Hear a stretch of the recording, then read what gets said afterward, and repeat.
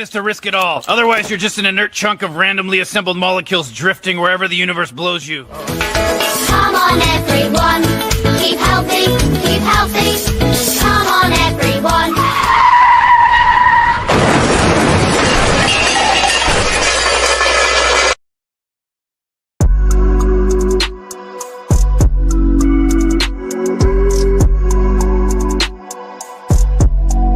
Shop usualsuspect6.com.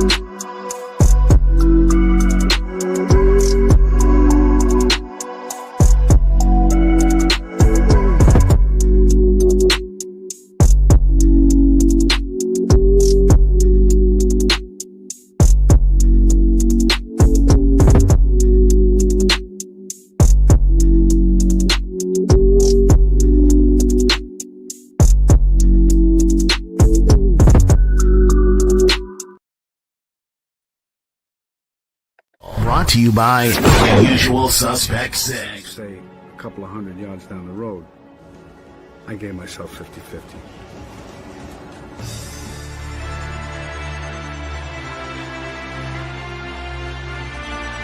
UsualSuspect6.com. I'm tired of this, man. I'm sick of worrying about blick cars. I'm sick of worrying about the government. I can't eat. It's a Usual Suspect thing. Here we go. Money talk. Here comes the money. When we first hooked up, he wrote on a slip of paper, I need money. I said, shit, me too. And we started making it together after that.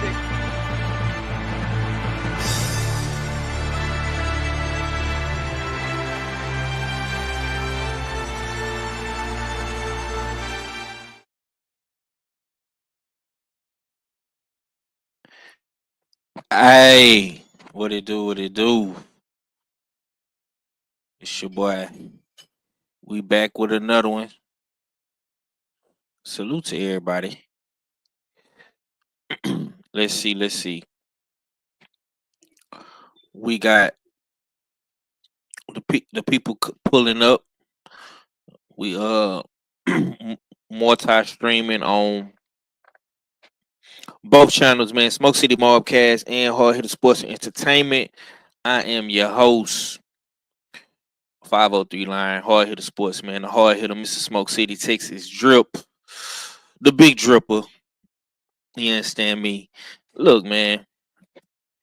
Smash the like button, subscribe to the channel. We back on a Wednesday.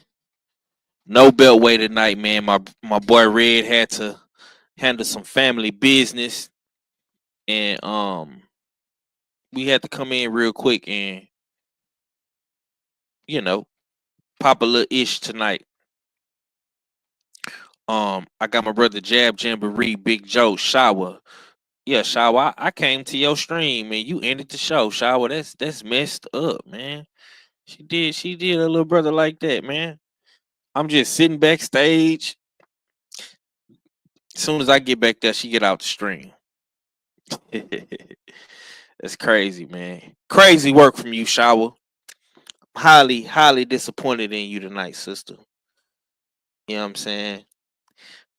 Salute to my girl Cam. I see you in the building. I was. I did come. I tried to join the show, and you I guess you wasn't looking or paying attention, but you had ended the stream, so I wasn't able to get on there. I got my brother Stay Ready, Mac in the building, D-Man Jr. was cracking lacking, my boy.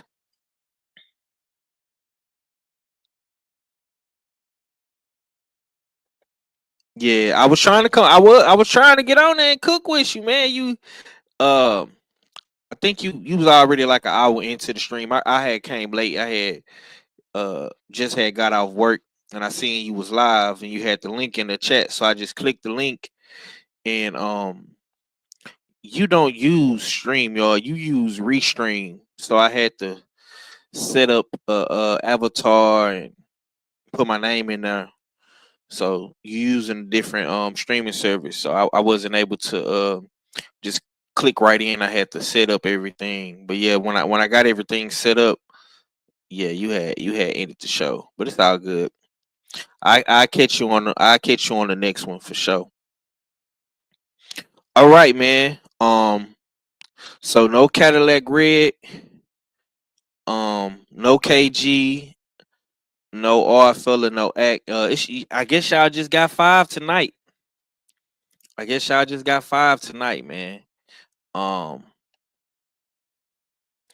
as a matter of fact, what's good with the Dirt Game, boss? We gonna do something special tonight. I want to bring my people up in here, man, Smoke City style. You know what I'm saying? We gonna let some people come up in here, man. They go to the link right there. You know what I'm saying? If anybody want to come and join me tonight, they more than welcome to. You gotta be family though. I'm not letting no weirdos up. I know who the family is, and we yeah, we gonna rock out, man. Stormy B, man, if you can, man, jump on. You know what I'm saying? If you can, if anybody in the chat want to jump on, be more than welcome to. You know what I'm saying? But we do got one of the suspects in the building, and yeah, man, my brother never ceases to amaze me, man. You know what I'm saying? If ain't nobody else gonna come through, my boy Ack Wayne is gonna come through. What's going down with it, champ? I seen they was trying to back you into a corner though, man. You came out swinging. You heard? What's good, man? So what corner they was backing me in with? You talk about with Morrel and Benavidez?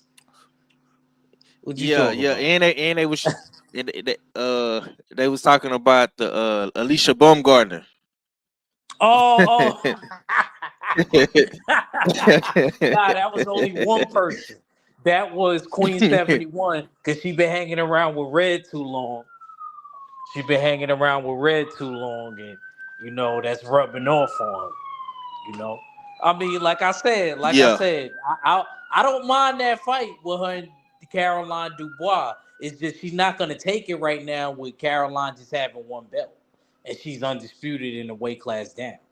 It's just not gonna happen. So yeah. So that's so I got I got a chance to listen to your show, bro. I listened to the whole show. I got a chance to listen to Junior the Truth today, and I caught the end of Shawar's show. So I was able to check you out, man. You was over there cooking, man. But it seemed like to me, my boy, you're not rocking with your primo. Am I wrong? bro, you already know I've been rocking with Benavidez since Ah, me and you been arguing about the plan. Been the plan. Benavidez is like my second favorite fighter right now. It's probably him and and Boots. They my favorite two dudes right now. You know what I mean? Because they really showing up and showing out. You know what I mean? Even if they performances ain't all of that, they trying to make fights. You see what happened with Boots with the Amanda Stanionis, and now you see David Benavidez. I've been defending him forever, and you see him taking on Morrel. And people were saying that yeah. he was ducking Morrel for a long time, and I had to defend him on it Mm. for a long time. Go back, you know what I mean?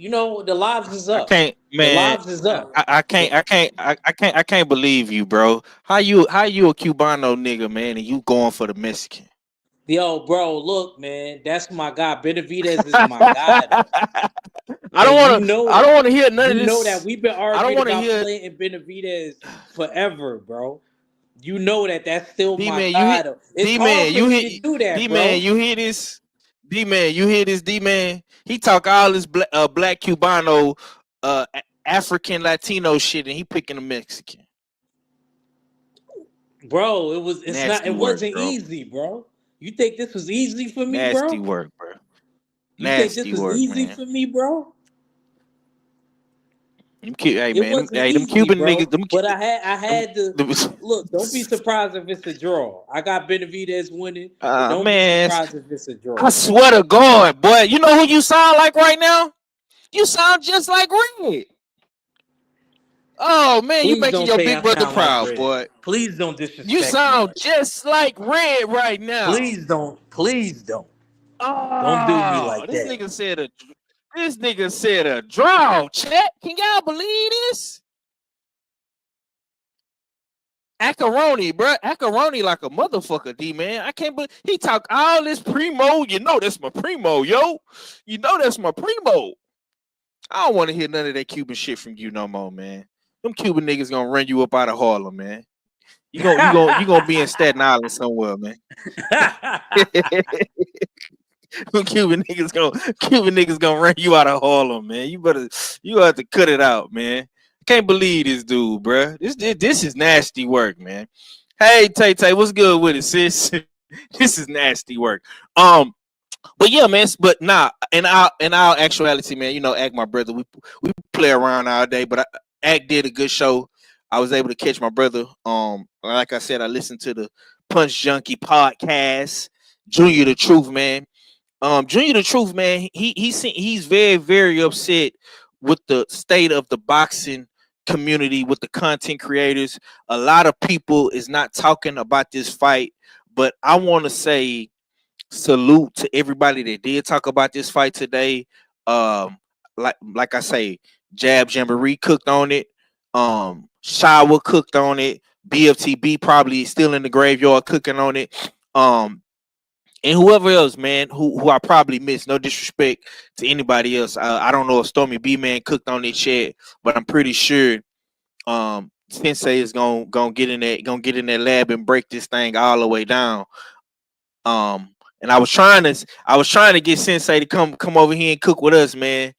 Give us some of that ism, man, for this fight, man. But for me, man, this is one of the best fights of 2025, man. If y'all don't know, this is my birthday weekend. My birthday is in 2 days, January 31st, man. Shouts out to all of the Aquariuses in the community. Me, myself, Queen 71, Odd Fella, you know what I'm saying? Yeah, man. You know, our shit is at the beginning of the year, man. So this fight is actually falling on the day after my birthday. So I'm real happy, man. I'm real happy. And y'all definitely gonna see us. I heard Act even say on his show, y'all better hope 503 don't go live on he was just taking. I could have sworn, man, he was acting like he was from Tejas or something, man. The way he was, y'all better not. You better hope 503 line don't go live. Y'all better hope he don't go live. And if I got something to do, I got receipts on y'all. He was just, I was like, damn, you want him to beat up your primo that bad, and you know what I'm saying? And you want to put cases on niggas and shit? Nah. What's going on, bro? It ain't. Look. Like I said, I got mixed feelings about this fight, bro. Look, the only thing that you could get at me on, Five, and I keep it real, and I admitted to that earlier. I said the co-main event. I said because 503 and Mac was the only two that was going for B Figgy, and now the tables turned. Now I'm going for B Figgy in the rematch. You know, so Okay, man. The Sensei has blessed us with his presence on this good Wednesday night, man. Good evening. Buenas noches to you, Sensei. How are you doing tonight, brother?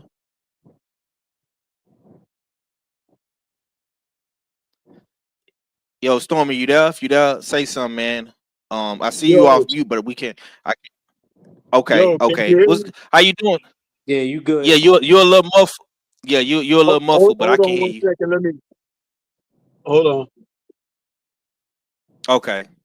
We got Stormy B man in the building. The Chi-Town OG, man. One of Yeah, the can you hear me now? originals. I had to mute the other because because I'm driving, but I saw you put the link in there, and I said, well, I'm not quite home yet. I'm on my way en route, but I had to come on. I gotta support you guys. I told you, man. It's been a real long day for me, so I'm not situated where I would normally be situated at home. But yeah, man, I've been cooking on this as well. Listen, not only have I cooked on the fight, I've cooked on the undercard. All of my premieres this week is featuring the undercard, and Friday is my breakdown of the main event. Yeah, dope, man. Give us some insight, man. Give us some of that wise guyism, man. About this Morrel and Benavidez fight. I really want to hear what you got to say about this, man. I don't want you to give away everything, but can you just give us a little bit, man? Because I know you're doing your premiere, and you say that's dropping Friday. Yeah, Friday morning. All of my premieres drop in the morning, 8 a.m. Central Time every single day, Monday through Friday. See, that's how I know y'all guys don't be watching me, man, because I've been very consistent. I got on Junior earlier today because he released that short from his live talking about ain't nobody cooking on this. And I said in the group chat, I was like, oh, you must ain't been to the Stormy B-Man channel. You just snitched on yourself. Because you know me, I be cooking on everything. And I take no prisoners. I take no prisoners. And when you don't tune in, F plus, get faded. Because you know what? You get out here and you say, man, ain't nobody talking. It's the right body that needs to talk. You understand? That's what it is. When it comes to me, I'm going to give it to you straight, no chaser. You know what I mean? And you got to wear your big boy drawers. That's what I be saying. But now, to answer what you asked, yeah, I will say. Hold on. Go ahead. Real quick, Sensei. I want to apologize to you because I have not been watching your channel. I don't know why YouTube never sends me your notifications. It only sends me notifications when you go live, man. So I gotta go type it in and go watch your videos. But go ahead. Yeah, but also what I just revealed. My premieres go Monday through Friday, 8 a.m. Central every day. And I'm always talking about a fight, fighters, trainers, coaches, everything, Monday through Friday. Very consistent with that. Okay. I might take a day off during the week, but the next day is right back. See, my thing is, even if you're watching my content, I got a commercial that I play for my content. All the live streams, what I do Monday through Friday, and then on Saturdays, post fights. You know what I'm saying? So it's like I'm very, very consistent. I'm probably the most consistent out of everybody in the community because when some people feel like it's something not worth talking about, I don't think that way because, and I'm not knocking anybody, but what I'm saying is I've always got something to talk about when it comes to boxing. I live up to the mantra of the sensei because I will talk about boxing. I'm not talking about people. I don't waste my time. Like, this stuff with Tank and all that. I don't waste my time with foolishness at all. I talk about fighters from other countries. I talk about the ladies. You know what I mean? It's like there's plenty. People have been saying for the longest, oh, boxing is dying. Boxing is dying. Boxing is striving and living better than it has in many a moon. But it's the people who don't know what they're looking at. You understand? Yeah, fast food tastes good, don't it? Fried chicken, French fries, fried fish. It's good, ain't it? Yeah, but it's bad for you too. It clogs up your arteries and everything, raise your blood pressure up, give you heart attacks and strokes. And people be talking about, oh, I gotta go see the eye doctor. I'm feeling pain in my chest. Yeah, but don't put no veggies in yourself. Huh? Don't put none of them good grains in yourself. Hey, they say you are what you eat, huh? So I guess it's fried brains, huh? Because they don't be paying attention. Man, Sensei coming up in here on fire, y'all. Salute to Sensei, man. What you got on the fight, though? I see you, Shower. I see you all, fella. We're going to come to y'all in a minute. We're going to let Sensei cook real quick. Go ahead, man. Yeah, the fight, listen, these are the two best men who are next on deck. And Canelo didn't duck both of them for no reason, because they would have ended the Canelo season if he had faced either of these young men. The fact that they're now going to face one another is going to prove two things for either man. Either one is not as good as we thought, or two, someone is better than we thought and is going to be the next challenger after the two men at the top settle their differences. But I will say this, just because Morrel has only 11 fights does not mean that he won't be ready to raise his game. Just because Benavidez has had the successes that he had at 168 doesn't mean he'll perform the same way at 175. We saw hints of that when he faced Gavaskic, who knew him, you know what I'm saying, in their fight. And I'm going to say this, I don't believe Benavidez has fought a guy that has really gotten under his skin and could probably set him off edge where he loses his discipline. This may be that. He could be so busy trying to prove that he's better, but may not fight to the degree of discipline that is going to be required to beat this opponent. And David Morrel may be in a situation where he's got to prove that he's ready for the big lights. This will be the first big fight for him under the lights, and we don't know how he'll respond to that. So you see what I'm saying? There are accentuated circumstances for either guy to look good and solid, or a guy could falter. Because I'm going to say this, both of them are skilled, both of them are fighters, both of them are undefeated, and they have something in them that wants to show and prove that they're the best. But somebody's going to get hit like they never got hit before. Somebody's going to end up with something that they've never faced before. It could be a cut. It could be getting knocked down. It could be getting rocked like never before. It could be a number of things. And then the intangibles are going to kick in. How you respond to adversity.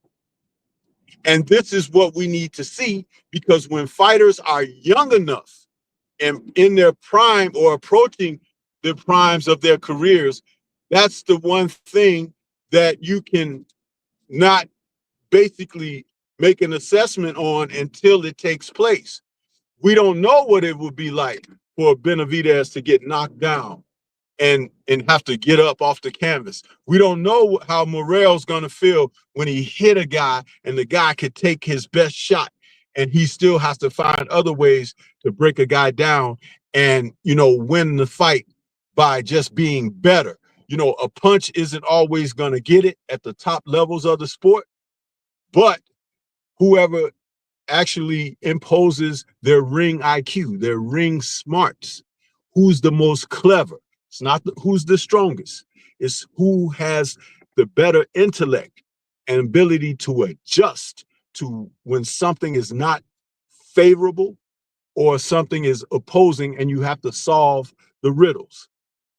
That's what it's going to come down to. And that's why it's important to watch it, because it's going to be very interesting seeing both of these men facing the same circumstances, and it's equated to whomever is the best on that night.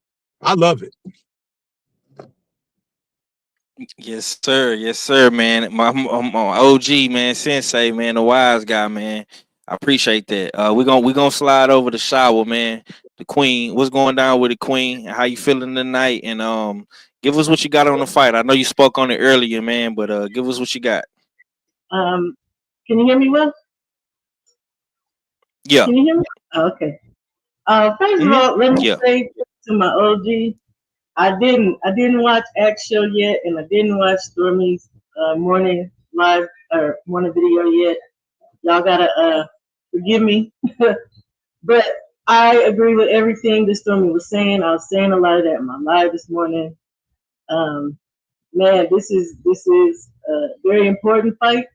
It is going to determine a lot. I said earlier, I'm just going to really try to keep this short. I do have Benavidez for the reason that I believe he has that experience. I believe he has that IQ over Morrel. I also did say I feel like Morrel's style is very similar to his amateur style. I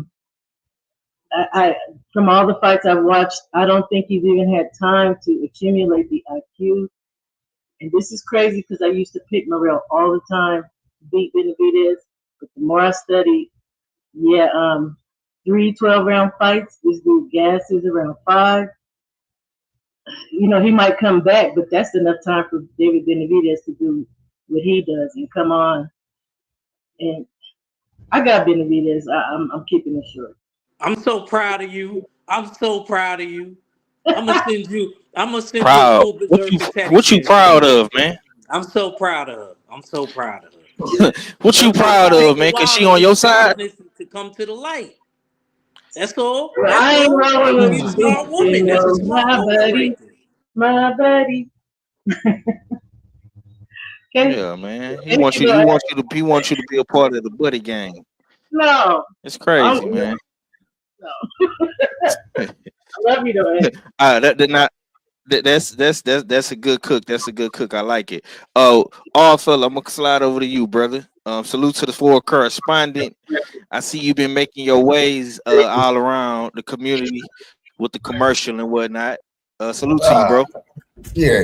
You know what it is. Y'all know what it is. It's your favorite, your most hated fella.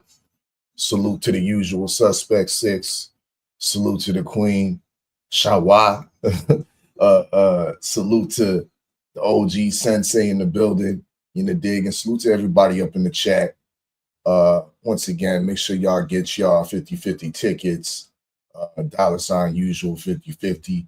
And of course, the other game that's on deck for your chance to win $500. Find the boxer, you know what I mean? Choose your box for $20 each in the dig. And once again, you have your chance at getting that $500 prize if you find the correct box with the missing boxer, who is Mel Charlo, that we still out here looking for. But this is gonna be a great fight. It's once again a very important fight for the light heavyweight division. It's a battle between 2 undefeateds. It's a battle between you could say that it's somewhat of a long time coming, because this should have happened. It should have happened at 168. What has changed since they've touched down at 175? They're both under the same umbrella. They're both under PBC. You know what I mean? So I'm glad this fight has finally came together, and they're both not. They might not haven't even reached their prime yet. You know what I mean? They're touching their prime, if anything. So great fight all around. An important fight for not only the fighters, but I think for PBC. Doing the success of this fight will have impacts on how PBC performs in the future, in the near future, with more and more cards, and how their undercards look on those future cards. If Amazon Prime's still going to be a major player of distributing PBC fights, this is once again an important fight for the success. But they've been somewhat dropping the ball, I would be saying, and this is the reason why a lot of it hasn't been talked about as much as it should be. Because when you have the head promoters, we're not the head promoters, us content creators on YouTube. PBC's the head promoters. And they've been doing an absolutely shit job at promoting this great fight that the fight fans want to see and that casual fans should be persuaded into seeing, because you got two eccentric characters. They're both charismatic in their own right. So I don't know how PBC is dropping the ball other than the fact that they're lacking in the budget. They're lacking in the budget, giving us bullshit video conferencing. This public workout was cool, but who are these announcers? Like Ak was saying on his live stream, where's Jimmy Lennon Jr.? Like, who's these new people that don't know how to speak and don't know how to MC and present us some type of event? You know, dig? So some of the blame, or a lot of the blame, has to be going on the PBC for the lack of promotion of this great fight. But yeah, I'm ready for it. I think even though I'm picking Benavidez, Morrel has a real chance. I think real questions are going to be answered in this fight on who Morrel really is. Because to me, there's more questions on Morrel than there is Benavidez.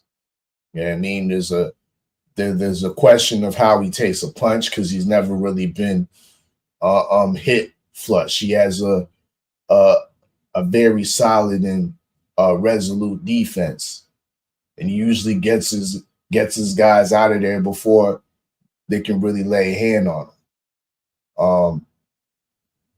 But another thing that we're going to be that's going to be answered in this fight with regards to Morrel is, does he have the dog? Does he have the grit?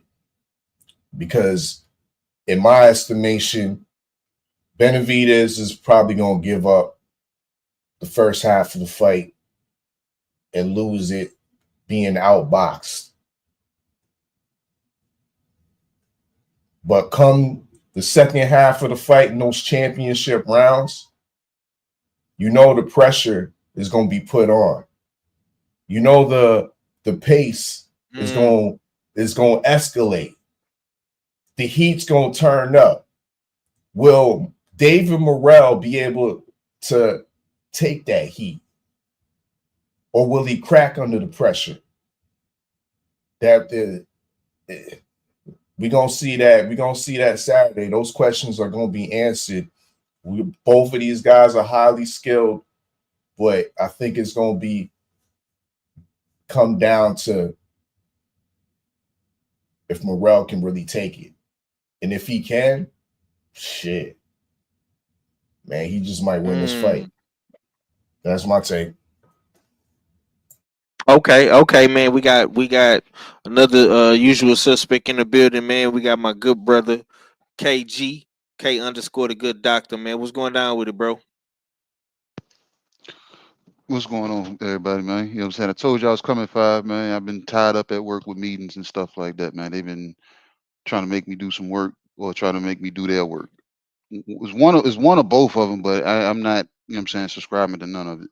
So what's going on, man? How y'all doing? I see we got a different cast up here, man. I see Shower over here, and I came in, I heard Stormy acting not like Stormy. He was acting like, I thought he was a usual suspect for a second. I said, wait a minute, man. He over here popping his shit, man. I said, he he came out this bitch guns blazing.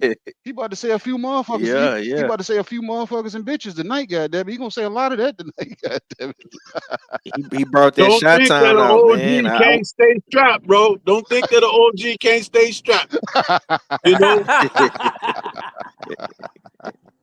He came out this bitch go kicking and swerving, goddamn it. He said, man, you mother. But y'all talking about the Battle of the Davis, right? Yeah. And let me say this, man. Salute to Stormy, salute to Shower, salute to KG, salute to Ard, man, salute to Jab Jamboree, Act Reacher, man. We on the job. We on the job, Junior. We got the message. We got the memo. And like Stormy said, he been making videos since last week. Been dropping videos. And the video is dropping Friday. Our good queen, she did a video earlier today. Act did a video, you know what I'm saying? BF did a video. So we on the job. Go ahead, KG. What you got on the fight, big bro? Oh man. Hey man, y'all the usual suspects know better than anybody. You know what I'm saying? Y'all know I'm a huge fan of David Benavidez.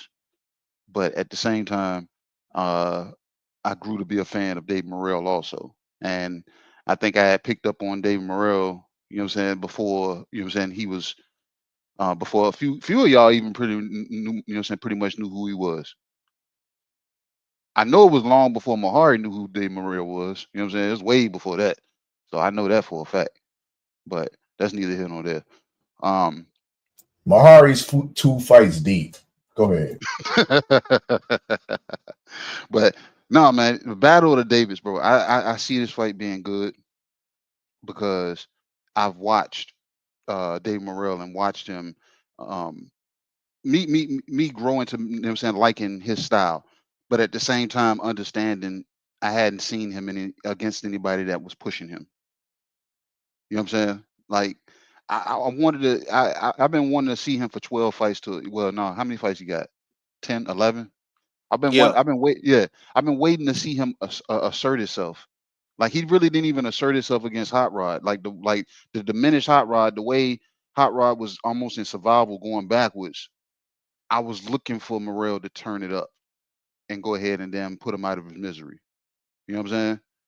But it's like he didn't have any sense of urgency, or he just lacked the gear to turn it up. David Benavidez, on the other hand, I've been watching him ever since, you know what I'm saying, Red been clowning him for powder in his nose and being fat on the scale and everything like that. Shout out to them, Andre Ward, for holding that good interview with him and breaking that down, and this kid showing his vulnerability and you know what I'm saying, putting that out there on the table. It's public knowledge, but at the same time, you take accountability when you're able to say it yourself. You know what I'm saying? So shout out him for that. But I've watched this kid, you know what I'm saying, and heard the sparring stories, and I know we don't put a lot of weight on sparring, but that was his way in, because he didn't have an extensive amateur career, because he knew he had been in with the, you know what I'm saying, a lot of the who's who of boxing when it came to being in the gym, because they wanted to, you know what I'm saying, he tested himself there. You know what I'm saying? So and I'm talking about like the likes of Triple G, J Rock, Bivol, Kelly Pavlik. Kelly Pavlik. You know what I'm saying? And from a young age too, bro. Like he was 16 or something, bro. Yeah, he was younger than that. He went out to Cali because he wasn't going out there, but he picked up weight and everybody clowned him. They brought him out there. He cut the weight, and then they put him in the ring. He had to train for a whole year before they allowed him to get in the ring. So that's a lot of dog being voluntarily driven and groomed, and involuntarily groomed because they saw something in you and everybody wanted to push you. I've yet to see that from David Morrel yet.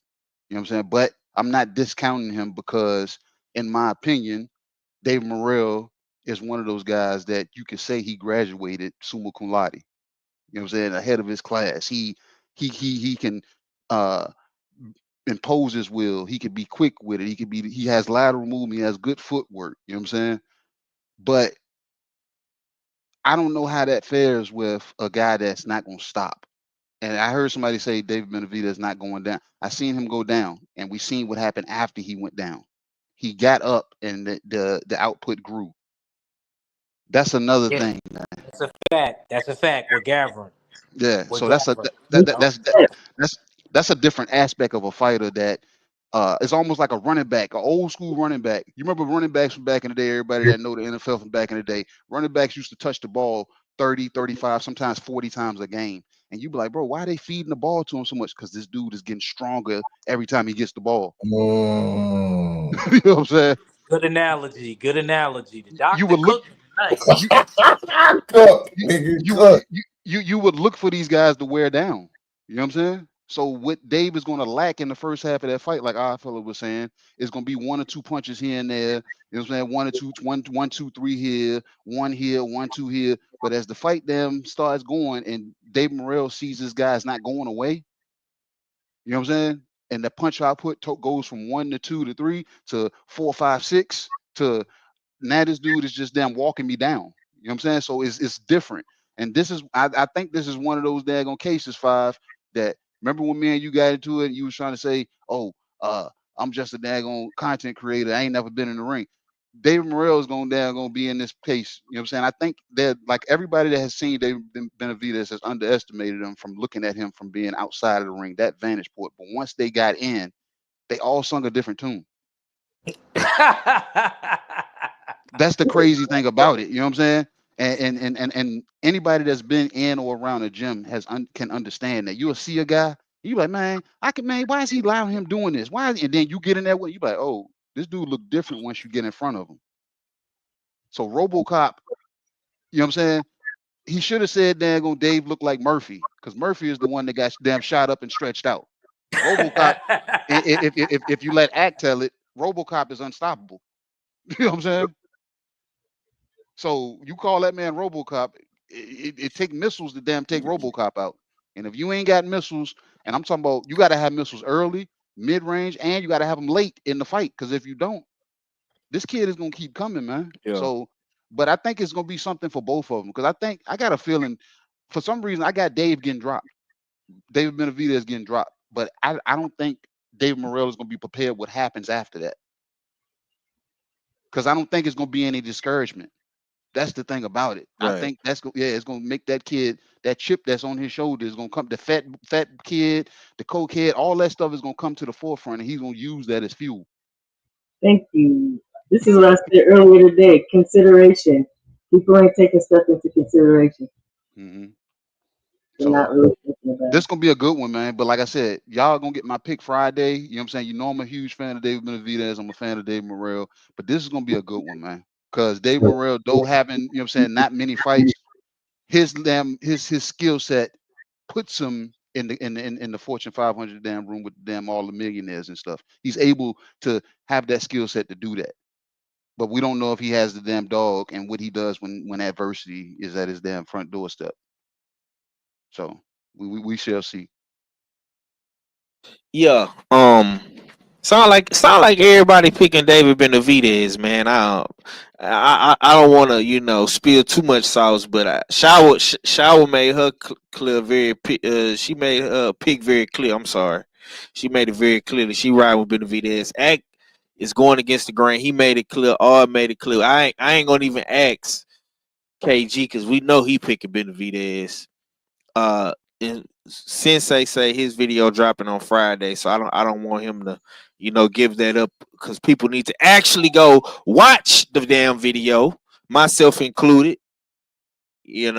I'll be over there. Since they can't give me an F, he can't give me no F.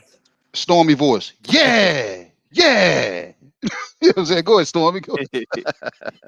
Yeah. But for me though, man, the Battle of the Davis, man, is one of the best fights in boxing, man. This fight couldn't come at a better time for both guys' career because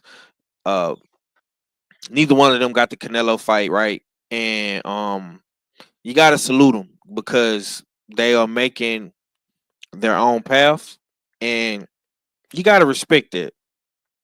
I don't care who wins, who loses, man.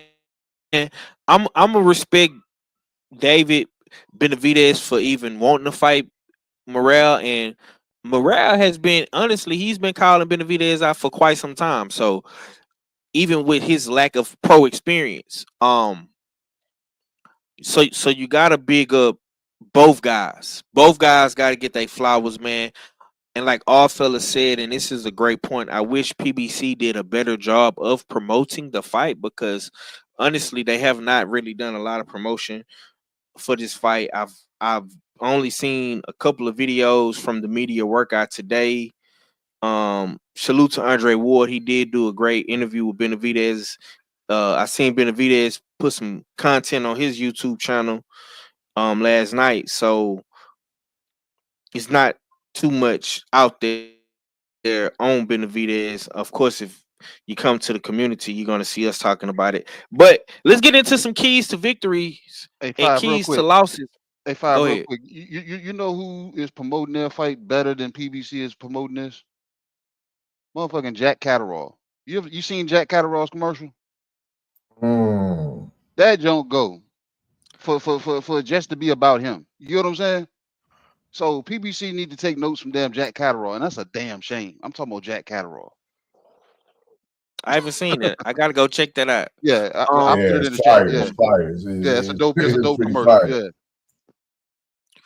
Salute Ravens Nation, Shaquilla Fields. I see y'all in the building. Y'all get in the chat, man. And let us know how y'all feeling about this fight. Um, but I want to get into some keys to victories and keys to losses. And I got a couple more hot boxing topics we're gonna get into. We got a lot of people in here, man. So don't be too long winded because I want everybody to cook, and we got to get out of here in a timely fashion. Um, I don't want to keep everybody on here because I know we all got to go to work tomorrow. You know what I'm saying? But Ak, I'm gonna slide back over to you, man.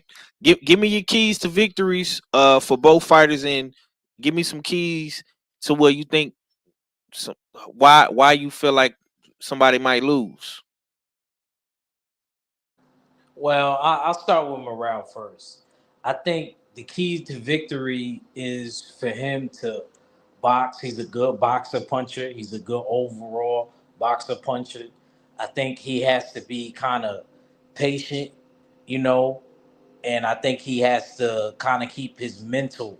I don't think he should be able to have mental lapses in this fight because I feel like Benavidez is one of those type of dudes. His presence could fatigue you because he's such a big, strong guy and he's able to cut off the ring. But as far as morale, if he could stay disciplined and not have any mental lapses and he could box and know when to turn the gear on and off, I think he will have a lot of success. And I think that if he could do that and he can maintain that without getting tired or fatiguing, because I have seen him fatigue, I think that ultimately he could win. He could even stop and he could hurt Benavidez. So I think that he has to be honed in the What whole punch? entire What fight. punch? What punch? What punch would be a good punch? You think that He could he has possibly a hurt? he has a good straight. He has a good lead hand. He has a good lead hand. I've seen him knock a dude out with the lead, just using only the lead hand.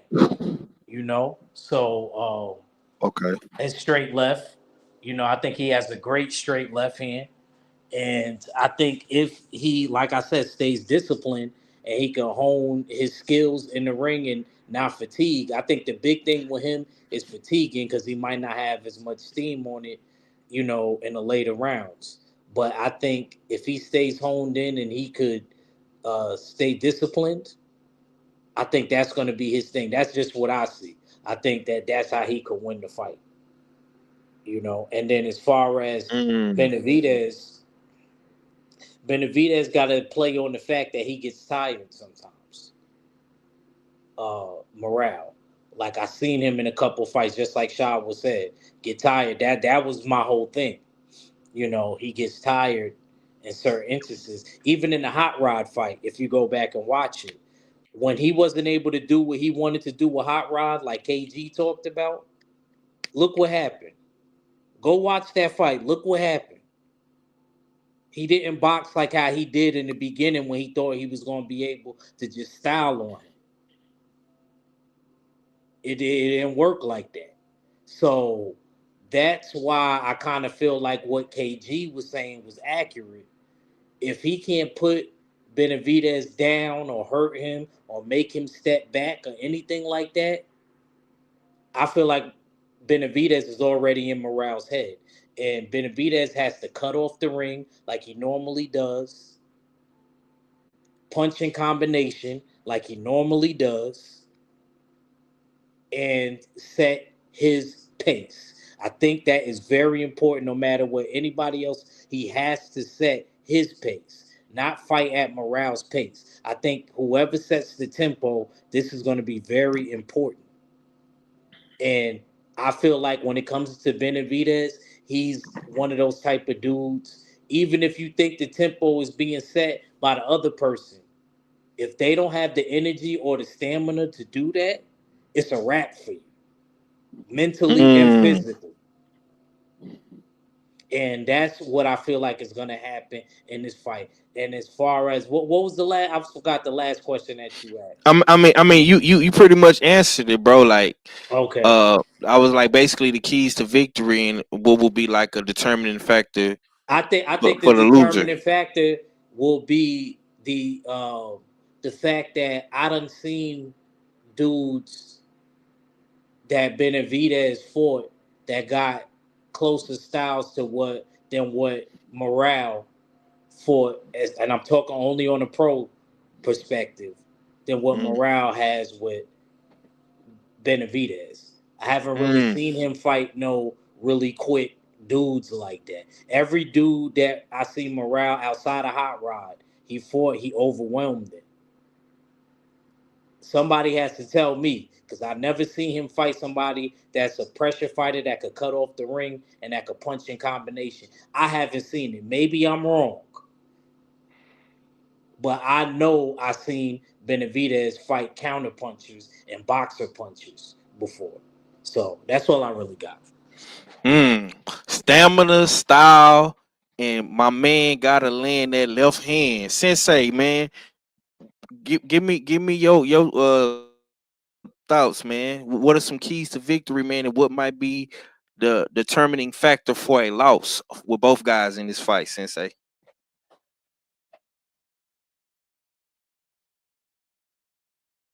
Stormy, you there? Okay, Stormy must have stepped away. We gonna slide back over to the Queen Shower. What's your thoughts? Keys to victory, determining factors for a loss. I said for a loss. So I said this earlier, but for Benavidez, wait a minute, for a loss, for him to take a loss or for him to win? Yeah, keys to victories for both fighters, and what might be some determining factors on why they lose. Okay. Yeah. So in order for Benavidez to win, I said I'd like for him to utilize his jab. He has one. It's strong. It's snapping. We don't see him use it, but he does have one. To actually use his feet the way I know he can. He goes back and forth. A lot of times he just has really bad footwork, and he does not have to do that as well. I've seen him do very well with his feet. I think pace yourself. I definitely think he has the better tank of the two, but early on, definitely, yeah, establish kind of what Ack was saying. Establish yourself, make the fight at your pace, because otherwise I do think Morrel could take over. For Morrel, geez Louise. Come on, man. You got to give us some. I know you picking Benavidez, but I know. Morrel is. Hold on, Morrel was your boy. He was knocking everything out, and you was. I said how Morrel could win. With Morrel, what I would like to see him do. I'm just trying to remember what the heck I said is what it. What I would like to see him do is establish his jab and his range in order to keep, because Benavidez will press him. And I think he should definitely use his feet, ring generalship. I think both of them should be trying to establish, basically, for it to work. I think both of them should be trying to establish, who's who's controlling the fight. So with him, the same thing, as well as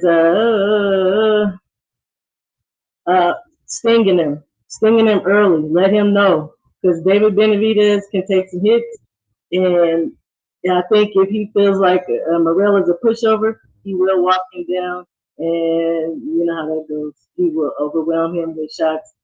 Yeah. So I think that's it as far as what I feel like they both need to establish. As far as them losing, yeah, if they don't do any of those things, it could be anybody. It could be anybody's fight. And I Okay. probably missed something. Honestly, I felt pressed. It's okay to feel like that. It's okay to feel like that. This is what good fights bring out of people. Arthur, I'm gonna come to you, man. Give me your keys to victory for both fighters, and what are some determining factors for a loss, in your opinion? Keys for victory for Benavidez, I believe, is like Shawa said, the jab. Even as I was saying earlier, that I believe Benavidez is probably gonna give the first half of the fight away, being outboxed. The jab should still be there. He needs to put investment in the body. Is a key to victory against Morrel. Investment in the body will make it easier for him to walk him down in the later rounds. He needs to pay attention to be a savvy veteran, and what a lot of savvy veterans do, championship veterans do, is they might give up the first half of the first 3 quarters of the round, but that last quarter of the round where the judges are really paying attention, that's where they steal it. So I would advise David Benavidez to be active. If he's able to be active in those last parts of the round to steal the rounds, that will, especially in the early parts of the fight where there's more potential, where Morrel's fresh and using his feet to outbox David Benavidez, that's a key for him to be stealing the ends of the round. So the jab, body work, and savvy veteranship for Benavidez. We know the grit and the determination and is going to come into play automatically, but those other things I think are keys to victory for Benavidez. Now for Morrel, I think he needs to be an agitator. I think he needs to get frustrate Benavidez. I heard it earlier from one of the brothers. Morrel has the capability of getting under Benavidez's skin. And when you have those capabilities, you have the capability of getting an angry man to walk into a trap, walk into something unexpected. So I think his agitation game needs to be on point for this fight. I want to see his jab readily at work. Sometimes Morrel gets too comfortable or falls in love with throwing lead punches instead of utilizing his jab. So the jab is key as well. Out jabbing Benavidez and keep staying active with it. I think when you're looking at Morrel, he's good at everything. You know what I mean? So he can fight off the back foot. He can fight off the front foot. We've seen him in bits and phases on the inside and what he can do on the inside as well. So he has all the skill sets, all the tools in the toolbox. But the way he's been matched, his skill set looks God tier. You know what I mean? And he's been walking on water. What happens when he gets in there with David Benavidez and he starts getting wet? So to avoid that, once again, I think he needs to be on his best agitation game, and most definitely. Hold on. Cause you just said something. So you saying the ring generalship from Morrel is guard tier? The footwork? The way he's been matched, he's been looking God tier with at his skill level. That's what I'm saying. Okay. The way he's been matched, he's been walking on water.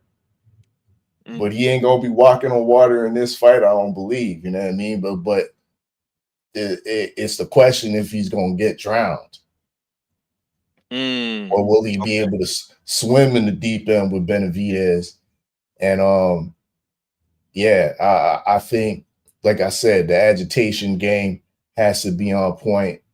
Ability to use angles and pivots because Benavidez has improved his footwork, but it's still not what it needs to be, and it can be exploited with a guy of Morrel's skill set. So yeah, use those pivots and angles, and possibly you could stun or hurt, wobble, knock down David Benavidez with an unexpected punch. So yeah, agitation and footwork are definitely keys for victory for Morrel. And I think it all boils down to if Morrel can swim in the deep end with Benavidez. Because Benavidez is, he's battle tested. We've seen him in there with more than credible opposition. Right? We just heard the good doctor talked about how he got into the game, his amateur, so to speak, his amateur experience by sparring all these champions at a young age. He's tested. So you telling me the school of hard knock sparring is better than the school of the Cubanos? Is that what y'all niggas is telling me tonight? Because I'm tired of all this David Benavidez, all this glazing, man. The devil is a lie. We ain't say that. The devil is a lie. We're gonna find out. We're gonna find out. I mean, that's what it sounds like to me, bro. I'm just We're gonna find man. out. School of Benavidez against the Cuban school of boxing. Yeah. But once again, it's gonna be interesting because our boy Morrel, like I said, they matched him nicely, and he's been getting a lot of home cooking, comfortable. It's nice to, have your fights in your backyard, where you know everybody, you know the person that's gonna hand you your towel and shit, you know the person that's gonna open the door for you and whatnot, all that. This is something different. The bright lights, T-Mobile, Las Vegas. He ain't used to that. You know what I mean? Is he gonna be able to swim in the deep water? I could say the same thing. We could say the same thing about Benavidez, bro. I mean, he really only got two big fights. So are you picking Benavidez 503? Because you got a lot to say, but you ain't giving us nothing. I am playing host right now, brother. Because it's just pro. We so pro Benavidez. I'm just posing the questions. Is all. I feel a little bit different about the level of opponent though when you start talking about Morrel and Benavidez. Morrel's been fighting dudes around his size. Benavidez been fighting smaller guys. You go back and look over. Talk to me, Queen. I'm just saying. So, I think that's why Benavidez struggled a little bit with Isaac. No, he struggled with Isaac because he had two messed up hands and he had a cut over his eye. But you know what? both hands was messed up. Anybody else would have pulled out of the fight. They would have like, bro, I can't do it. My hands, both my hands messed up. Okay, the hands, but not that cut. Don't throw the cut in there. Oh, he had the cut over his eye. I'm telling you, he had 10 stitches over his eye. These niggas was just irritated. These guys love Benavidez, man. Let me read the homie comment. He say, I think if Morrel can throw something to make Benavidez respect his power, control, distance, and foot positioning is keys to victory for Morrel. Man, that's an excellent breakdown, man. Agreed. And what you said in the beginning to me, bro, is the main thing, man. And I'm gonna slide to the good. He gotta get the respect of the Mexican monster. I have yet to see anybody really earn his respect. You know what I'm saying? But everybody say Benavidez is the Mexican monster. We finna see how he look, man. In there with this Cuban school of boxing, man.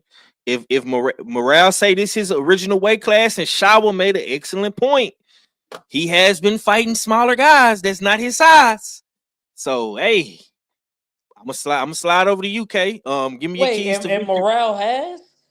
See y'all making me dog my primo. Y'all There making you me go. dog my primo. We're out. not And making you do Morrel has? anything, bro. That's why when This he is how got in there with Hot Rod, this is how you feel, brother, and it's coming out of you. Pause. This is how you feel, bro. This is how you know what? we're I'm not gonna leave making it you do alone. anything. I'm gonna leave it alone because y'all We're gonna not make me making dog my cousin. this is how you feel, Ak, and you're displaying your feelings for your primo. So if you had to pick who was gonna go into the water, you're throwing your primo in the water, champ. I'm not making you do that. You're doing that yourself. But go ahead, KG. What's your keys to victory, man? And give me a determining factor for a loss. Oh shit! Hold up. Cadillac Red then came up in the building. Oh man, Cadillac Red. I don't know if you've been listening, man. But it's been you probably it's been a lot of I caught like fucking. the last. I did caught the last like 10 minutes, man. Right before I came up in here, man. Bro, have you been? I don't know if you've been listening, bro, but have you been hearing all this glazing? It's a whole lot of Mexican monster glazing. Who's glazing? Man, look, man. All you niggas is glazing. How? All you niggas, especially before Ak. you even act about keys of victory, I even bigged up damn Dave Morrel in my damn breakdown. What are you talking about? Hold on. God damn. I ain't going to Ak Reach not picking his primo. I said, well, not you, Shaw. These niggas, not you. Ak Reach not picking his primo though. No, man. He's not, bro. No. He's not. I know y'all lying. Nah, I did miss not, that. Bro. Man, you know I wouldn't lie to you about nothing like that, bro. I wouldn't lie to you at all, but definitely. I'm so disappointed. Nah. I'm so disappointed. But that's how New York roll, though. You know what I'm saying? That's how New York roll, man. There, you know what I'm saying? Switch on in how fast? In a New York minute. Switch up for you that quick, man. All right, look. This is a good fight. It's at a different weight class than everyone here would like. We got to be honest about that. I ain't trying to glaze the kid, but I've been hating on this dude for a long time, and he been doing nothing but winning and stopping them when he win. He don't just win; he been stopping shit. He didn't get a stoppage in his last fight, but go ahead. Hold on. I was just about to say that his last fight, it was at a bigger weight class, so I don't know if he's still a monster.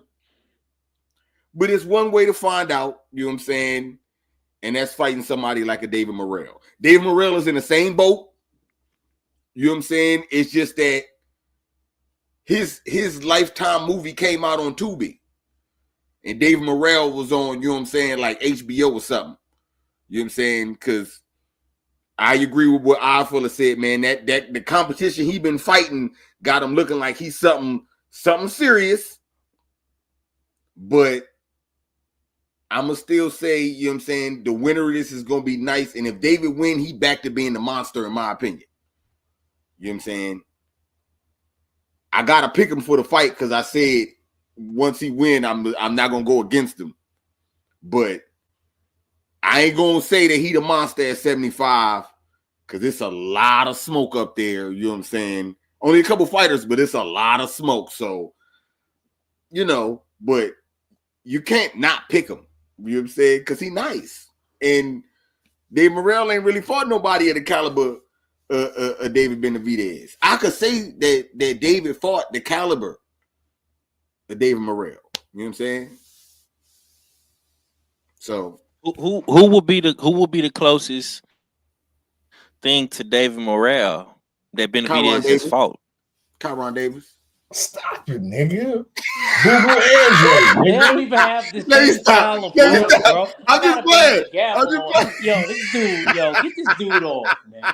Bring Stormy back and drop him, bro. Stormy. I think Stormy fell asleep, man. My man had a long day today, so he had to get up out of here. But I'm glad Red came up in here. We go come back to Red because I want to hear what hold on. I'm just playing. I would say, you know what I'm saying, a Caleb Plant, though, you know what I'm saying, for sure. Caleb Plant was the world champion. You know what I'm saying? And David handled that without a problem. I could halfway say a Dudu. You know what I'm saying? Dudu Andrade the same way. You know what I'm saying? He handled him real smooth. Like, so it looked like he should handle Morrel smooth. You know what I'm saying? The same way. But we're gonna see how it all work out. Man, I'm picking David Benavidez though to win. That's, you know what I'm saying? But this is what, a 60-40, 55-45 fight.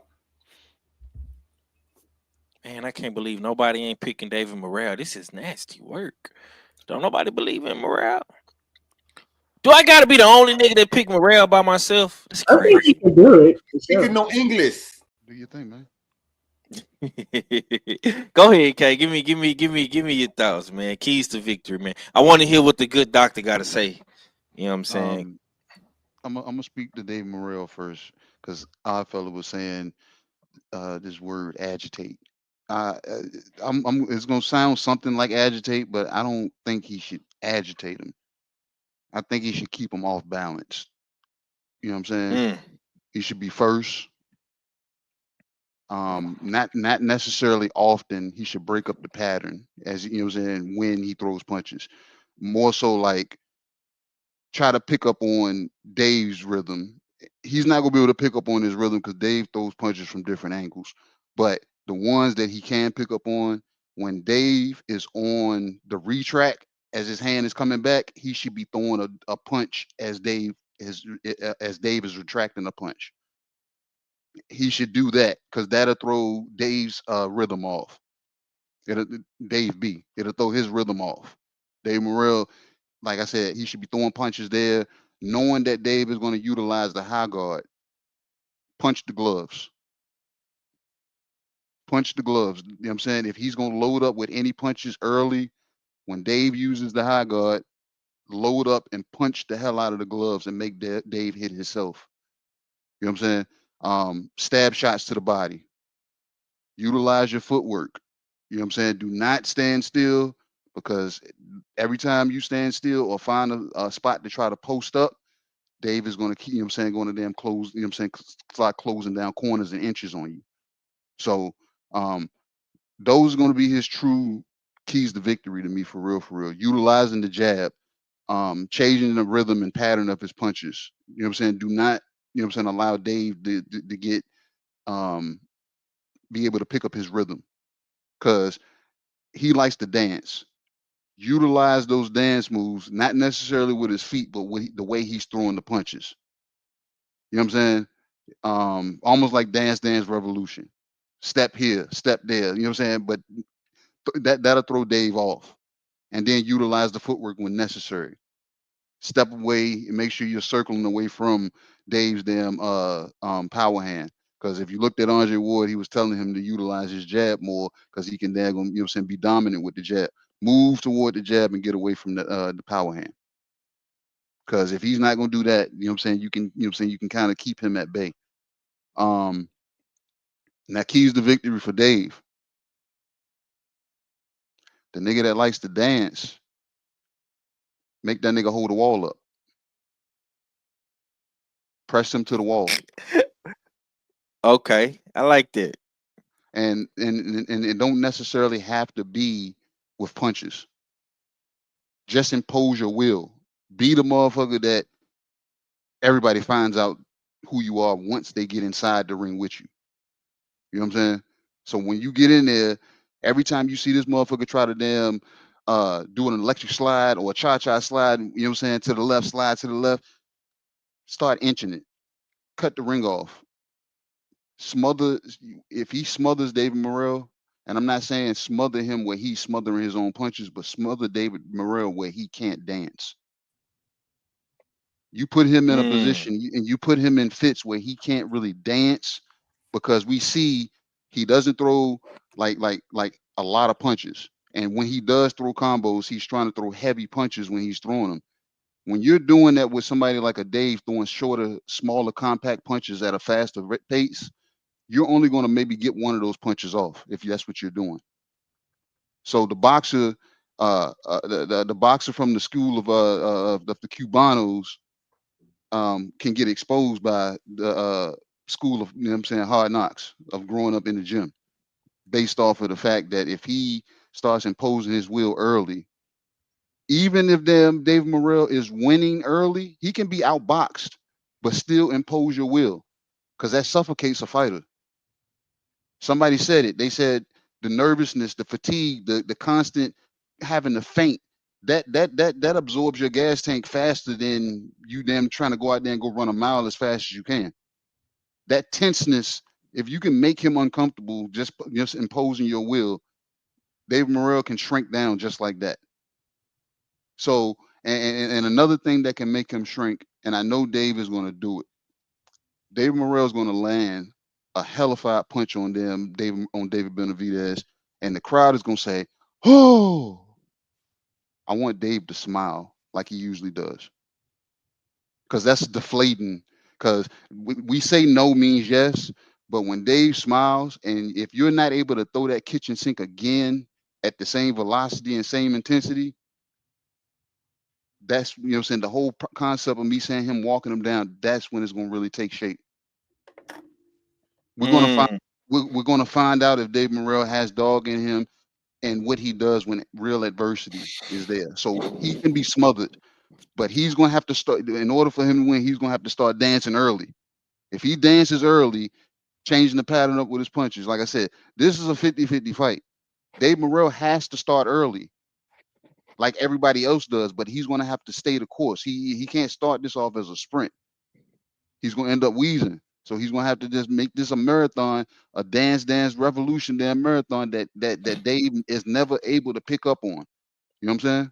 If he can't pick up on it, whether it's from the feet, from the counter punching, from the changing of the patterns of the punches.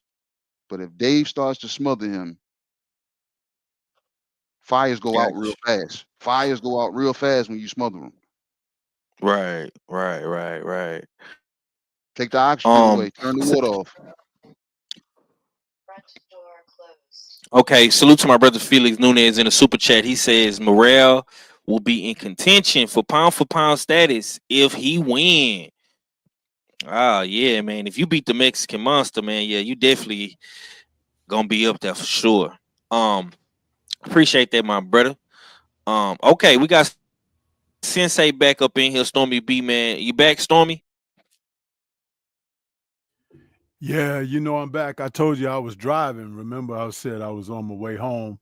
So now I'm home and I'm settled in. I've been listening to all the disrespect. Stormy done went to sleep and everything. How can the man who opens so many eyes be accused of sleeping himself? Huh? Walk to him, Stormy!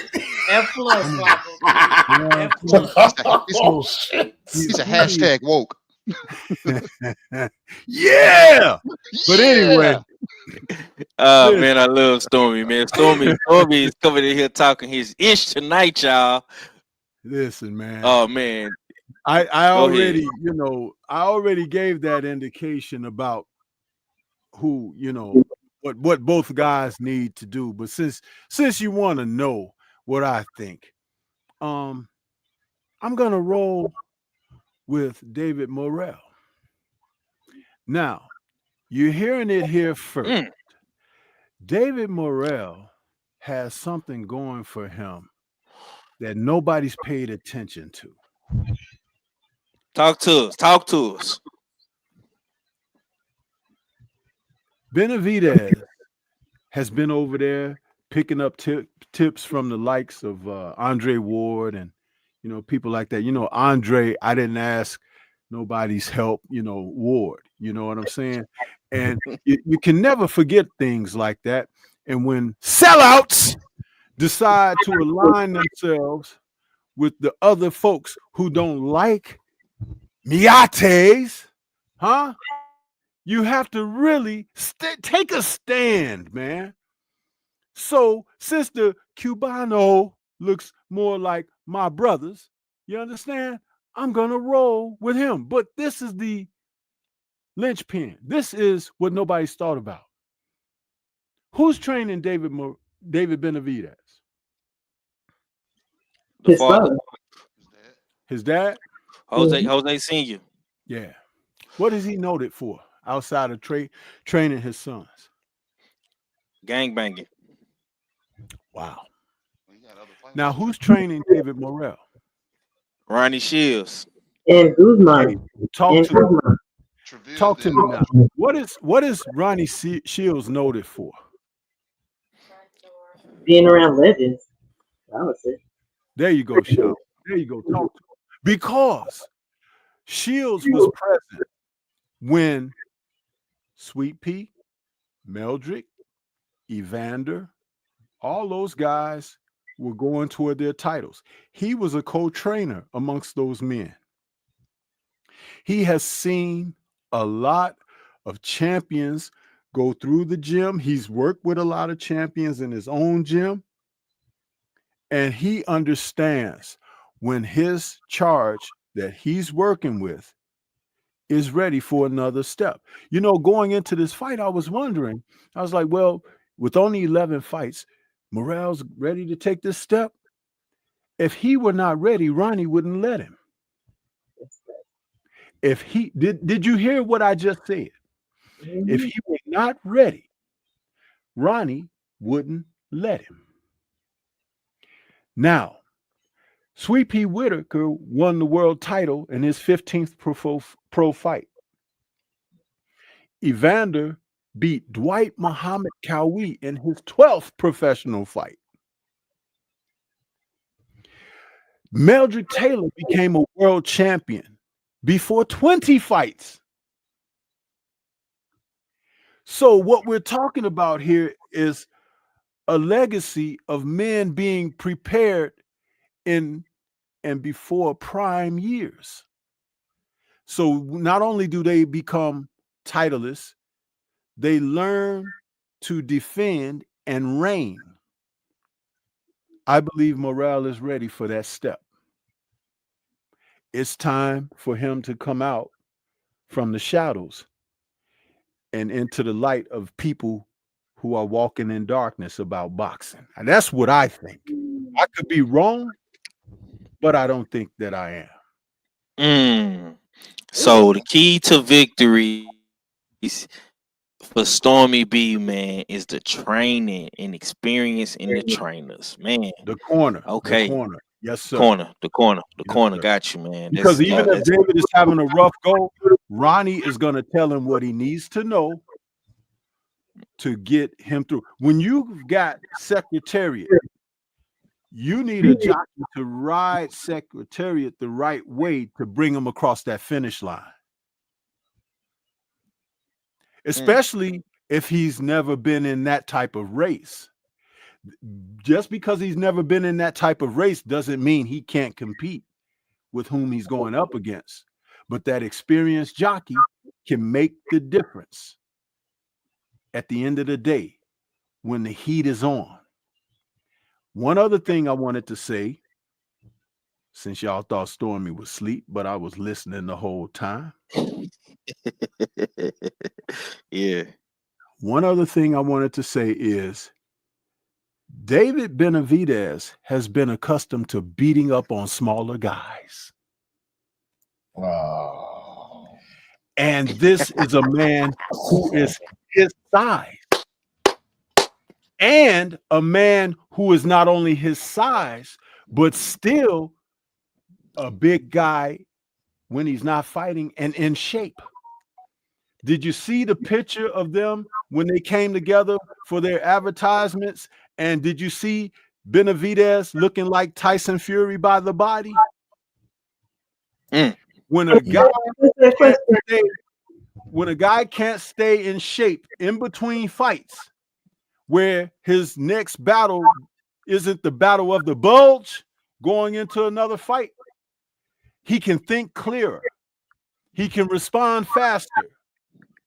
He can call to action to allow his body to execute what he needs to do.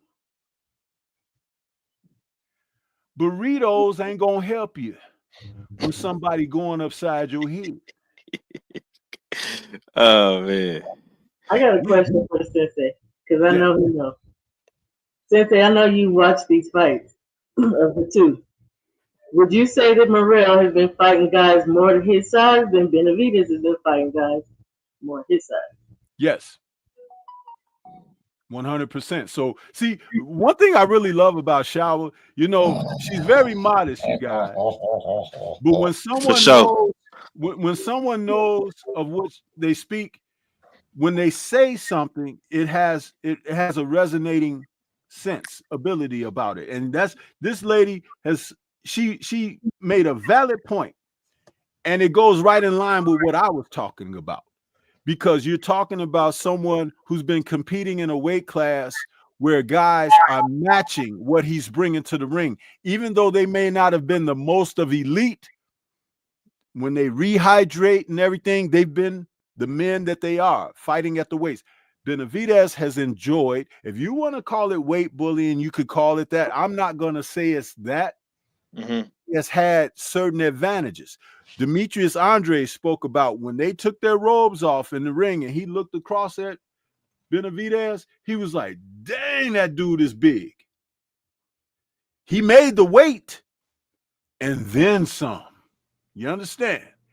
Well, that's not an advantage he's going to have against Morrel. And let me say once again, Morrel is in shape. Morrel is in condition, not just making the weight, but he's in condition. And let's lastly say he's conditioned psychologically, mentally, because he's got Ronnie Shields over there. And he can look over at Ronnie Shields and know that when this man tells me something, he's not lying to me because he's been through the fire. Those names that I mentioned are just a few, but Ronnie has a list of far many more, and he can stand on that. One of your favorites, the Charlo brothers. Wasn't he working with those guys? In the peak of their careers, he was there. Yep. So the serum has tested true of what not only that, he had another star Cuban boxer, Erislandy Lara, who's a champion. Absolutely. Yeah. This is the experience of which I speak, and it's the language that he can speak to those fighters because they can believe in him because of what he brings. That pedigree that Ronnie brings. Sometimes that's all you need, man. He also got Juan Guzman in his corner, yo. Yeah. They added him in. Yeah, absolutely. Like one. And see, that's so it can be even more familiar. You know, there won't be any mix up in language or anything. He'll be able to channel exactly what Ronnie needs him to express. And they can have confidence in what they're bringing. See, confidence will go a long way, man. Sometimes even when you don't know what you're doing, but just being a confident person can pull you through. Huh? Yeah. Yeah, that's man. You just gave me a lot to think about. So I got a couple of more days before we make our official picks on Friday on the Beltway, man. But I'm definitely gonna process everything that everybody said tonight. For myself, man, and me and KG was having this conversation offline. And it's crazy. Stormy brought up the corners and the trainers. And I'm gonna say this. I want to start recognizing Jose Benavidez Senior more because he does not have the legacy of a Ronnie Shields, but he has brought his son to superstardom. You know, former LA guy, gangbanger, trainer, slash corner man. And like KG alluded to, while Stormy was cooking, he does have other fighters as well. We know Jose Benavidez Jr. was on his way until he had his incident. He got shot. Um, he had El Rayo. He was training El Rayo. El Rayo decided to leave the team, but El Rayo is a champion now. He does have Diego Pacheco, who's on his way to contend for a title.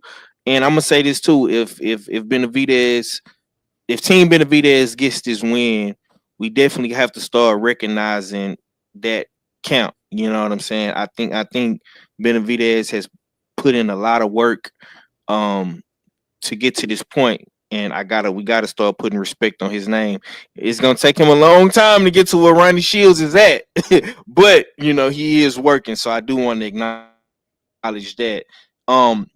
But for me, man, I really think that the defense of Morrel, man, it really had that. I think that's really gonna be his key to victory, man, because if he does not use his defense, if he tries to go and stand toe to toe with Benavidez, man, it's gonna be the worst mistake he makes.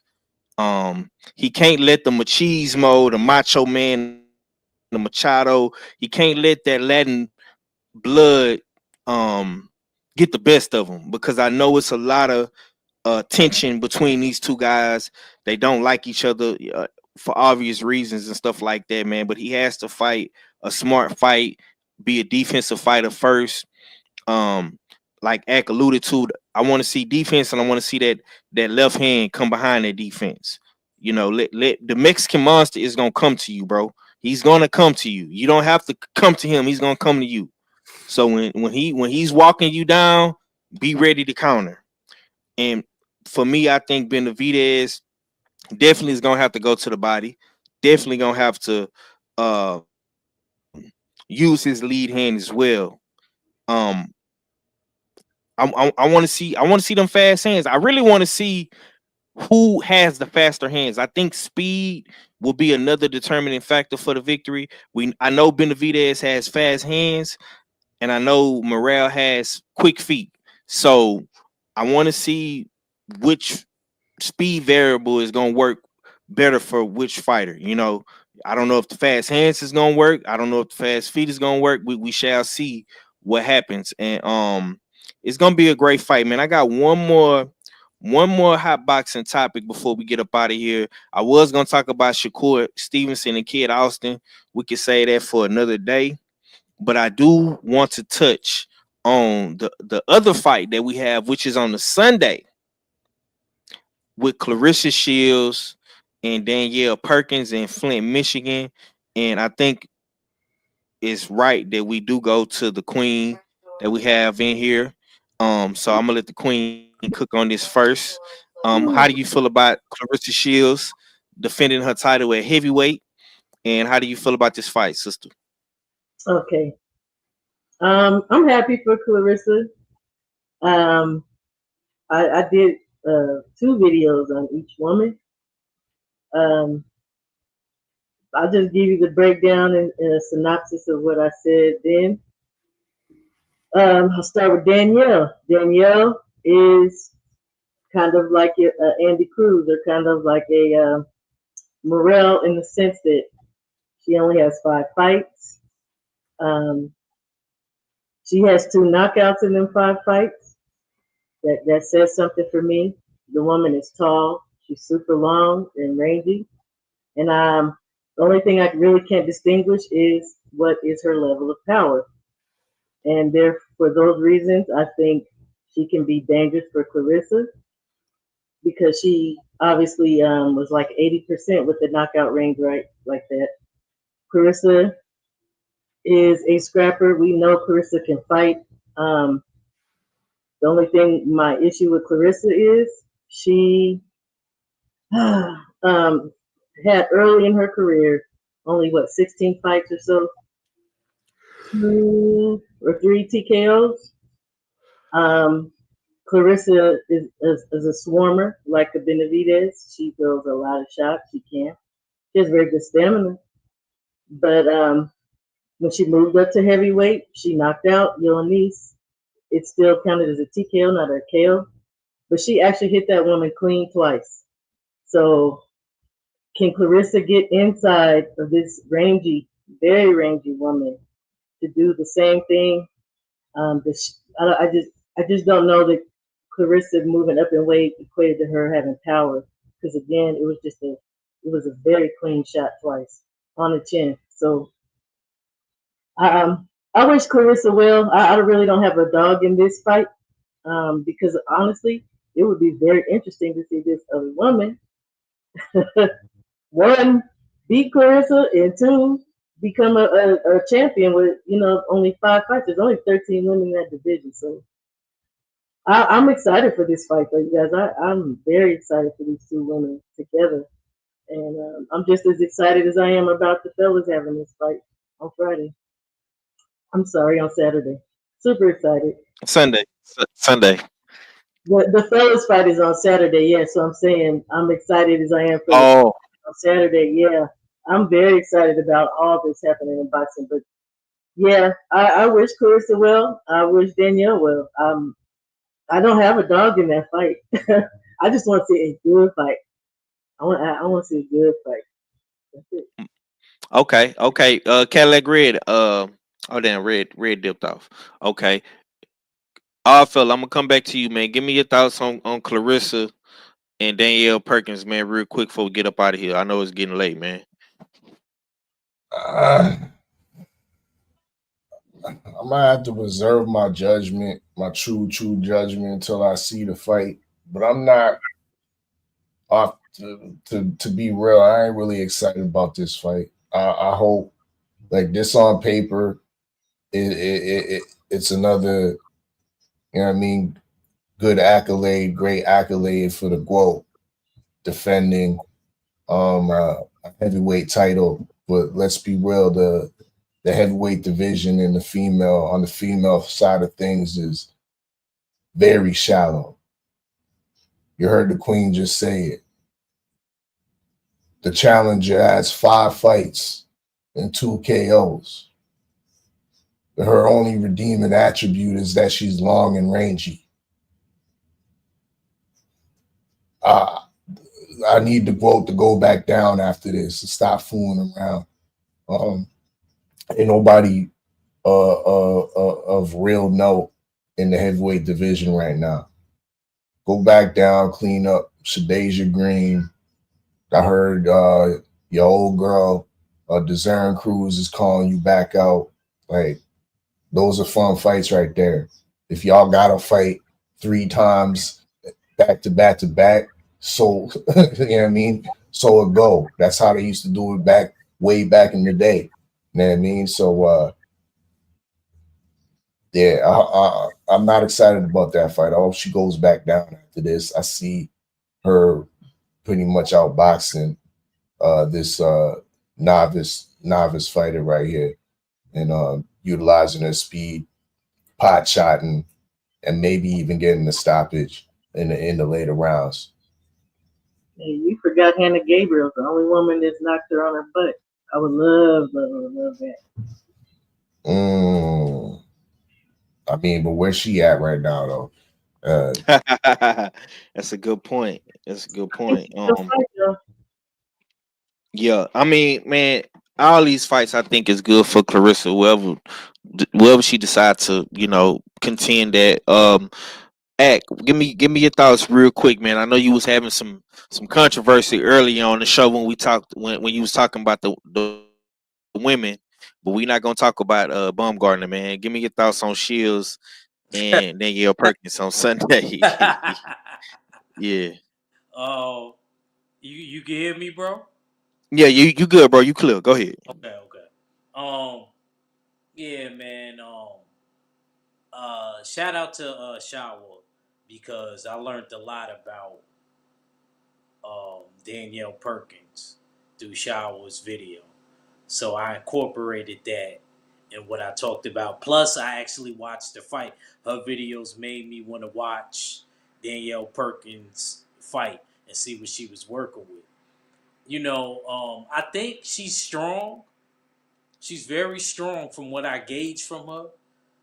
I don't know if her feet, I didn't like how her feet looked. I did not like how, if I had to bang the gavel 503, it would be on her feet. The feet looked terrible. So that's why I'm favoring Clarissa to do what she do. Clarissa, punches great in combinations. She could do a variety of things. She could mid-range box. She could box on the inside. I seen that with Savannah Marshall, with somebody that was taller than her. So I'm not gonna act like I ain't picking. I think Clarissa is gonna win this fight. I don't think it's gonna be easy, but I think late in the later rounds, I think Clarissa Shields gonna end up showing separation. And I think Clarissa Shields, being that she has more tools in the tool bag, and she could go in that tool bag and she could show different variety of things, I think that's going to play a factor against Perkins. Perkins is a little bit older. I know we like talking about people being grandpas and granddads in a boxing ring and all of that. Well, I'm going to keep it real. Danielle Perkins is a little long in the tooth. She's 42 years old. And she's never been. Damn, that's a discovery right there for the That author. shout out to Shower. Shout out to Shower. She was the Pokédex. She was the boxing Pokédex for me, man. Had to, you know what I mean? She gave me that information. 42 years old. Not only that, she sustained a real bad injury when she was playing basketball overseas. So this is Shower's fault why I really don't believe in her. This ain't mine. This isn't my doing. This is Shower's fault. So, with all of that being said, fighting somebody the caliber of Clarissa Shields is a lot. And like I said, she hasn't done any 10 rounders. And to me, that's important. I always tell y'all, no matter what anybody tell me, because I've been in there, stamina is the most important thing. Skills too, but you gotta have stamina to utilize them skills. Because I done seen dudes with skills get tired, and it was a wrap. It was a wrap. Pro, amateur, sparring, I done seen it. All right, KG, give me your thoughts on the quote, man. Coming back on a Sunday fun day, man. We got boxing in Michigan in Flint, heavyweights, man. They gonna be doing their thing. What's your thoughts, man, on that fight? You know she a damn Sunday fighter, man, or a Wednesday night fighter. You know that. Man, don't do the quote like that, man. Don't do the quote. I'm not doing the quote. That's stating the obvious. You know what I'm saying? Shout out Salida Promotions. Yes, shout out Salida. No, but I hear what everybody's saying. This is a dangerous fight for Clarissa because I understand, you know what I'm saying, Danielle Perkins suffered an injury, you know what I'm saying, playing basketball. But I'm at my daughter's practices, you know what I'm saying, and I know the level that they practice at, and this is just high school. She played on a higher level. Basketball players, to me, translate over to boxing better than football players. At once upon a time, everybody was trying to, you know what I'm saying, the football players that didn't pan out go over to boxing. Basketball players, to me, they're strong base by dropping low with defensive stance and slides and stuff like that. That, you know what I'm saying, puts them at a stronger base. So they're naturally strong. They feel for screens, their arms, their straight punches. And watching her highlights, because I had seen her before, but her highlights, a lot of her opponents get bloody noses. They get busted up trying to get to where she is. And with Clarissa, us knowing Clarissa being Shawa said, the swarmer, but not like David Benavidez. She smothers her punches. Dave, he understands what his distance is. He'll stop and be like, all right, I'm where I'm supposed to be. But Clarissa, she is gonna end up, like you said, T-Rex in it, or alligator arm in it, because of she gets because she's smothering her He work. said T-Rex. He said alligator. So that's what you're saying. That's going to be something that, you know what I'm saying, she's not going to be able to do in this fight, because Clarissa at the heavier weight, she's able to throw that weight behind the punches. Like the lady that she fought, she was able to get that off on her. But this lady, Danielle Perkins, is 6 foot, 6'1", long arms, long legs. So her just being long and rangy ain't just it. She's an athlete.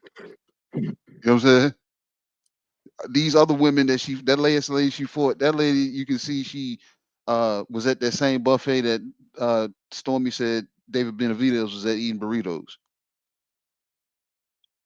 This lady is long and rangy like a basketball player.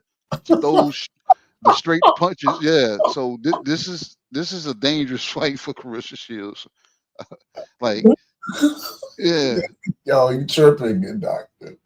I don't know what pharmaceutical what synthetics you've been taking, bro. But you tripping, bro. I'm being straight up and down. This girl's ass. This girl is ass, bro. 5-0. Talk to him, Steve. Look. She's 5-0. She's 5-0 with 2 knockouts. What is that percentage? Do the math. Yeah, I am doing the math. Yeah. I am doing the math. Do the math. She ain't fought nobody with more than 5 fights. She ain't fought nobody. Yo, her last fight. We said that about Lomachenko. Y'all have said that about David Morrel. Y'all have said that about Abdullah Mason. What are we talking about? She's got 5 fights. She ain't no Olympian like that, B. Doesn't matter. Stop it. Yo, what if? Come on, man. It does not matter. None of that matters. You know what I'm saying? Because I'm telling you my breakdown, and I think it's going to be a hard way to go, especially if this lady is not coming in here just today, going to be happy to be there. If she comes to fight, Clarissa is in for a fight, bro. Because she's gonna walk into a lot of those straight punches. This lady does not throw wide looping punches like her previous opponents. These punches are coming down the pipe. And she's mean with it. She had intentions with her. Ain't nothing nice with it. So Carissa's going to have to work for this one, being a shorter fighter. This lady's 6'1". Carissa's like 5'8", 5'9". She's have to work around that. Yeah, been there, done that. Yeah, that is work, but not with women in shape like this. She's a little not me. This lady... This lady is an athlete. Yeah, but she is an 42-year-old heavyweight. A 42-year-old athlete. Athlete, y'all. Athlete. She's an athlete. She's not just a regular lady. Yeah, she's not a regular. Yeah, she's an athlete in the, you know what I mean, in the general sense. Yeah. Yeah, athlete. So look, and I haven't given a prediction. I'm just saying Carissa's gonna have a tough way to go if this lady does what I'm thinking, you know what I'm saying, and what I've seen. It's gonna be a tough way to go. Danielle is not gonna be a walk in the partner. No, like she throws heavy punches. Like nasty. So you're gonna find out if she's strong or not. And I've seen a lot of basketball players, girls and boys, and they're strong, not realizing it because of how they're being drilled. Now take that to boxing and you straighten them punches out even more. That's dangerous. Against who though? It doesn't matter. We about to find out. All right. And Flint, yeah, we will. Yeah, we gonna find out Sunday. Hey, I'm gonna say this, man. I've been knowing about Danielle for a long time. She is a Texas girl. Yeah, I don't think there's gonna be a walk in the park. I don't think we're gonna see a first round knockout. That's just my personal opinion. But I want to hear what the sensei got to say, man. Sensei, give me your thoughts, man. I know you love women's boxing. You advocate for women's boxing on your channel, man. How do you feel about this fight, Sensei? Well, all of that is true. And what KG is saying is true. Danielle's going to be a problem. And the climate could be a perfect storm for an upset because of how Clarissa has been living. See, I'll say the things that people be afraid to say sometimes. She has been the GOAT as far as performing in the ring professionally as a fighter, but she has been far from great as a person outside of the ring as of late. And when you have a serious challenge on the horizon, history, the record will show that people get taught a lesson sometimes before an audience. You just have to know what you're looking at. Even if Danielle goes 10 rounds and looks good and is very competitive, that's a loss for Clarissa. Because as the GOAT, you're supposed to be the cream of the crop. But like I said, outside the ring, you have to admit she has not been so great as of late. And she's going in against someone, yes, the woman is older. See, stats are sometimes just that. We talk about on paper, right? But can you measure the desire that's in someone who's hungry, who hasn't eaten like Clarissa has eaten, who hasn't had the finest of this or that, and then be willing to step to the plate of competition and opportunity readily? Did you guys see that face off? Did you see the dimensions of that woman over Clarissa? Yes, sir.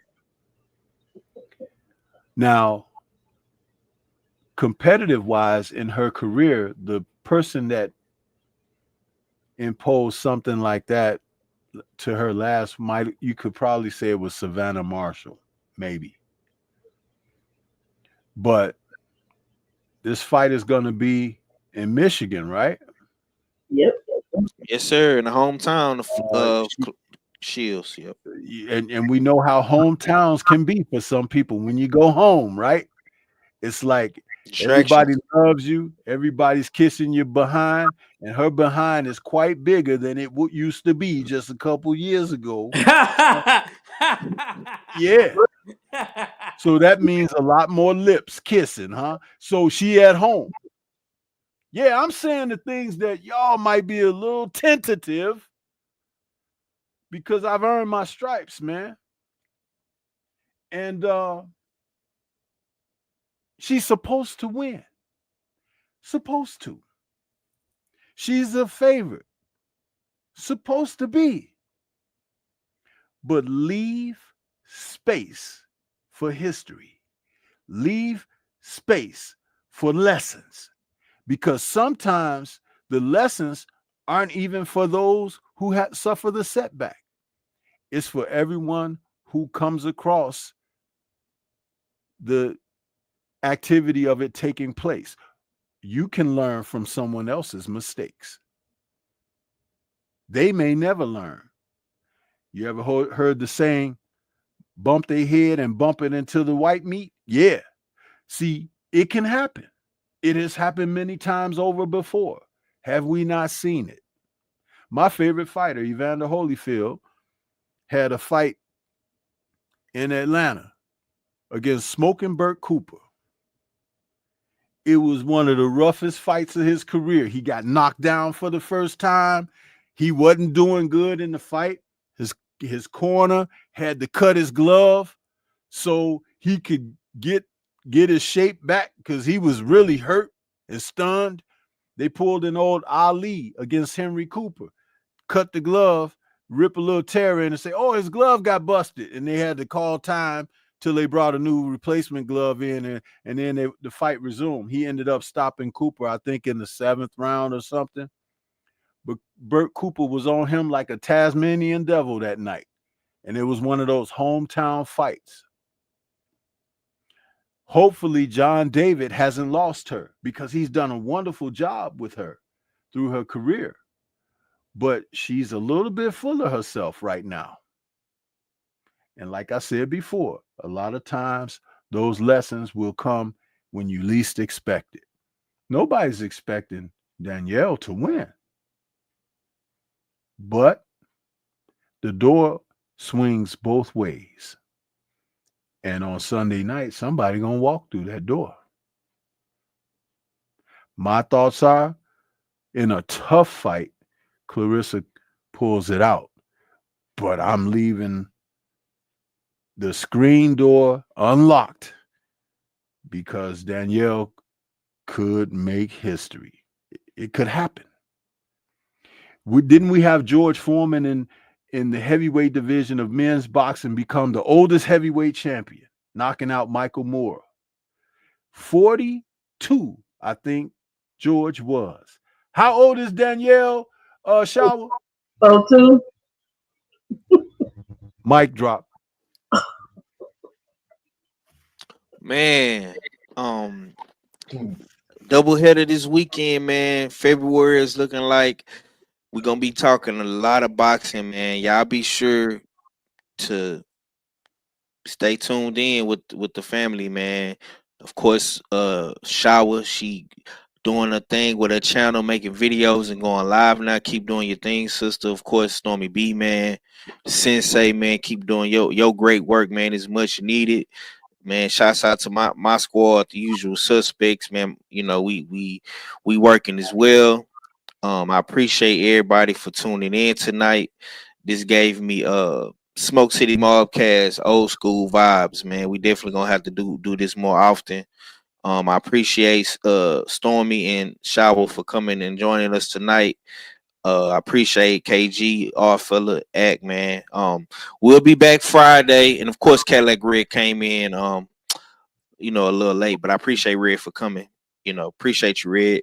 We'll be on the Beltway on my birthday, Friday, January 31st. Shouts out to all my Aquariuses in the community. My brother, our fella, Queen 71. It's our season, and I hope everybody has a good night, and peace and blessings to everybody, and have a great Thursday. And we finna get up out of here, though. Appreciate y'all, man. Thanks for having me. Thanks for having me, bro. Thanks. Man, I appreciate y'all for coming, man. And on that note, we gonna play our commercial, and y'all be sure, man, to get y'all tickets for both games we got going right now. All fella, you want to go ahead and tell the people real quick once again before I play the commercial? Indeed. Usual 50-50 tickets are definitely on sale. $ usual 50-50 Cash App only. Tickets are on sale. One ticket for $10, 3 tickets for $20, and 10 tickets for $50. Every other Friday, it goes down on Bullshitting on the Beltway, Supreme Beast Boxing Talk, and we announce the winners. And the winning number, of course, gets half the pot. Of course, that's why it's called the 50-50. And Find the Boxer, 1 out of 54 boxes has the missing boxer in the box. $20 per box if you select one, and you can select more than one, actually. You know what I mean? So if you find the winning boxer, you have a chance of winning $500. So definitely be on the lookout for that. Once again, Cash App only, $ usual 50-50. The winner will be announced. This game takes a little bit of a longer time. As with the 50-50, it's every other week. This game will take about a month for all the boxes to sell for a longer time. So be on the lookout for that. Yes, sir. Yes, sir. I appreciate y'all once again, man. We'll be back on Friday, but y'all stay tuned in. Shower dropping videos. My brother Jab Jamboree dropping videos, man. Be on the lookout for their content. You know, we coming back Friday, and we're gonna have a good time, man. We're gonna have a good time this weekend. I can't wait to hear everybody's thoughts on the fights and stuff like that, man. And we gone. Peace. Y'all know what it is. It's the Find the Boxer game. Purchase a box for a chance at winning $500. One of 54 boxes has a missing boxer inside. Purchase your box or boxes by Cash Apping, $, usual 50/50. Include your box number, name, and email address. Your box number will be confirmed and sent directly to your email. Each box is $20, with a 1 in 54 chance of winning. Remaining proceeds will go directly to the LDBC meet and greet in Las Vegas. Shout out to the LDBC, and remember, It's a usual suspect.